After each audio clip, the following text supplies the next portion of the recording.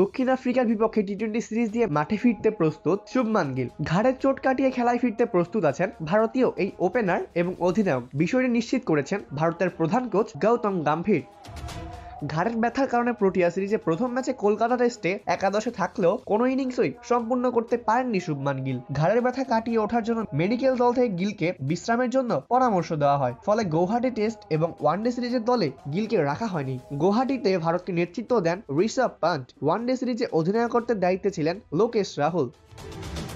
One day সিরিজে দক্ষিণ আফ্রিকাকে 2-1 ব্যবধানে হারিয়েছে ভারত। সিরিজ নির্ধারণী তৃতীয় ওয়ানডে শেষে সংবাদ সম্মেলনে ভারতের প্রধান কোচ গৌতম গম্ভীর জানিয়েছেন, হ্যাঁ, শুভমান আবারও ফিরতে প্রস্তুত আছেন। এই কারণেই তাকে টি-20 সিরিজের দলে রাখা হয়েছে। সে অবশ্যই সুস্থ আছে এবং খেলার জন্য সে ক্ষুধার্ত হয়ে আছে। গিলের বদলে ওয়ানডে সিরিজে রোহিত শর্মার সাথে ওপেনিংয়ে দেখা গেছে যশস্বী জয়সওয়ালকে। সিরিজ নির্ধারণী তৃতীয় ম্যাচে দারুণ এক সেঞ্চুরি হাঁকিয়ে দলের জয়ে বড় অবদান রেখেছেন জয়সওয়াল এবং তার জায়গা মোটামুটি পাকা করেই ফেলেছেন গিলের ব্যাকআপ হিসেবে। এবার টি-20 সিরিজে অভিষেক শর্মার সাথে জুটি বাঁধার অপেক্ষায় শুভমান গিল। টেস্ট ওয়ানডে শেষে এবার ঘরের মাঠে দক্ষিণ আফ্রিকার বিপক্ষে 5 ম্যাচের টি-20 সিরিজের চ্যালেঞ্জ ভারতের সামনে। আগামী 9, 11, 14, 17 এবং 19 ডিসেম্বর মাঠে গড়াবে সিরিজের 5টি টি-20 ম্যাচ। খেলাগুলো হবে যথাক্রমে কটাক, নিউ চণ্ডীগড়, ধর্মশালা, লখনৌ এবং আহমেদাবাদ।